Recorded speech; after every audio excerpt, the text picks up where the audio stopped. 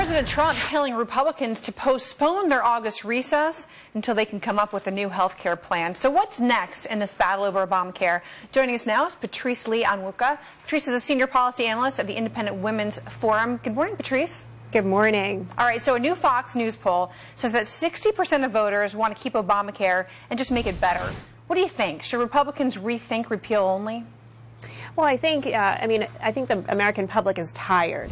I mean, for almost seven years, we've been hearing about repeal and replace or getting rid of Obamacare, particularly because of the damage that it's inflicted on regular Americans. You know, people who've seen their premiums skyrocket, people who've seen their out-of-pocket costs, so exorbitant that that having an insurance card doesn't really even deliver the kind of care that they need. So I think, Republicans need to figure out, how do we get the ball over the line of not just holding onto a political promise to constituents, but really to ensuring that Americans have the access to quality care that they've been calling for so long. Of course, that's the idea, but the CBO basically said that a straight repeal would leave 32 million more Americans without insurance by 2026. Premiums for individual policies would double over the same time. Now, depending on how you look at the CBO scoring, still that's quite a headline. So let's talk about this. In the same poll, 74% of voters say Republicans should work with Democrats if they just can't figure out a plan on their own.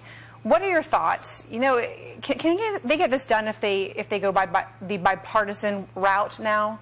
It sounds like a great idea, but I think it's very difficult. I mean, what are Democrats going to be pushing for but for greater expansion to Medicaid? And we're not just talking about providing it to low-income people, to people who are pregnant, to people who are elderly, to people who can't really afford care, but really to Americans who probably could afford a little bit more, but, an expansion of a government program says, well, why don't we just bring everybody into it? So, that's not going to fly with a lot of conservatives who, want to be fiscally responsible, who don't want to continue to add to, national debt and spending, and are saying, this should be targeted to the people who actually need it most. So this, an idea of being bipartisan, I chuckled yesterday when I heard Senator Schumer talking about, lower premiums, lower cost, and better care for all, when Obamacare has failed on that promise, and working through, Democrats have yet to deliver on any sort of suggestions on how to make it better. So I really don't see that, anything really coming out of that. Yeah. President Trump had Republican senators to the White House for a nice little lunch where he did some shaming, basically saying, look, this is going to impact the midterms. He pointed to Nevada's Senator Dean Heller and said he wants to remain as a senator, doesn't he? But you've got Senators Murkowski, Collins, Capito. They're not worried about the midterm elections. How do you think this is going to play in if they cannot get this done real quickly?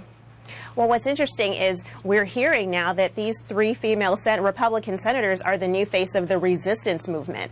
It's really amazing to see that, you've got some holdouts who are saying we just won't repeal.